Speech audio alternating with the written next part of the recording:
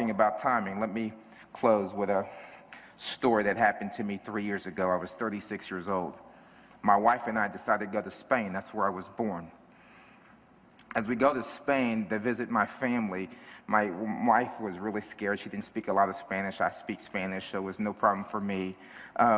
My family asked me to go to church the next morning. We landed on a Sunday. I said, yeah, I want to go to where Grandma used to take me before she passed. They go, you want to go to 9:30 or you want to go to 11:30? I go, I want to go early in the morning, let's go 9:30. And I'm not really a morning person, but out of respect for my grandmother, I wanted to go that service. She goes, oh, all the old people there, the young contemporary music, say 11:30. I said, no, I want to go at 9:30. As the service finished, I started to walk out. I get a tap on my shoulder, and here's the conversation. It says, aren't you Manuel's son? I go, yes, ma'am, I am. She goes, I know. You look just like him. I said, wow. So I walked away. My aunt came up to me and said, what'd she say? What'd she say? She goes, she said that I look like my father. She goes, honey, she would have known. That would have been your nanny. I said, really? See, my dad came from a very wealthy family. We were 11 in a 3-bedroom apartment. He abandoned me at birth. When I went to Spain to go visit my family, I had no idea of even conceiving in my mind that I would meet my dad. So we were there, and my aunt says, well, do you want to meet him? And that's a very difficult conversation because this is a man that abandoned me. I mean, we were poor. I mean, we couldn't even afford a watchdog. I mean, if we heard a burglar, we would start barking. I mean, we were poor. So I just said, I don't know. Here's what I do know, that my mom communicated with him when I was sick. Every time, year after year, surgery after surgery after surgery after surgery, she would say, he's in the hospital. Do you want to fly to Texas? He's in the hospital because I was adopted at 4 with an American father. Do you want to come to Texas? And he said, no, no, no, no. Do you want to give your son blood? He said, no, no, no, no. That's all I knew. So now I'm in Spain. A lady taps me on the shoulder that would have been my nanny, says I look exactly like my father, and the question is, do I want to meet him? So I told my aunt, I'm going to pray about it. I took my wife to the hotel. I called my aunt. I said, I'm going to be at the pool at 4 o'clock tomorrow. If he wants to meet me, that's where I'll be. He said he was in the parking lot 2 hours before. I think he went through 3 shirts. He sweated so much. But I will never forget the day that he came towards me.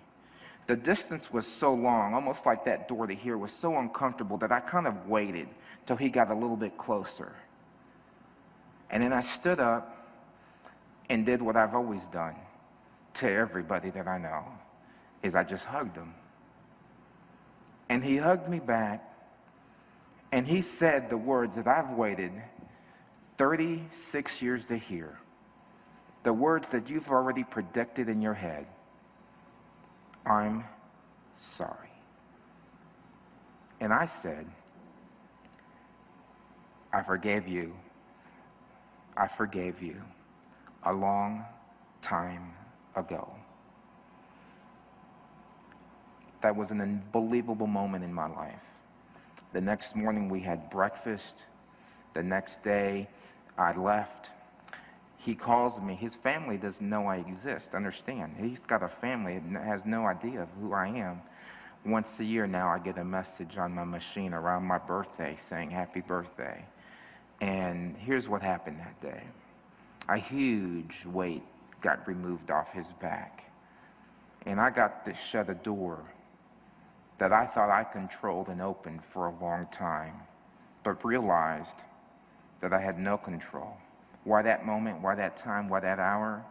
Because the master of the universe needed me to close that door that day so I can move forward with my goals, with my dreams, with my future. So though the journey has been long, it has been unbelievable, unbelievable. And now I'm in a position to help so many other people.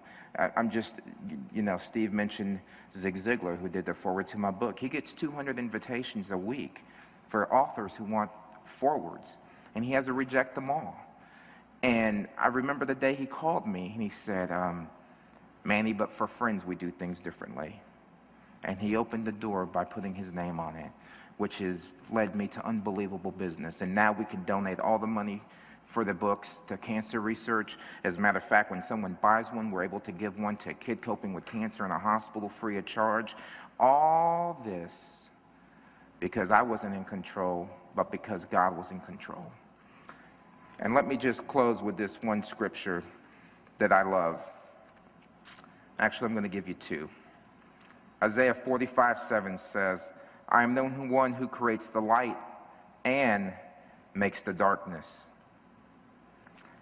And lastly, enjoy prosperity while you can, but when hard times strike, realize that both come from God. And no matter where the journey leads you, no matter where you go, may you show love, may you show compassion, but be patient, because He is perfect. His timing is perfect, and He's in control of your dreams, your goals, and ambition. Seek Him, and I promise you, all your dreams will come true. God bless you.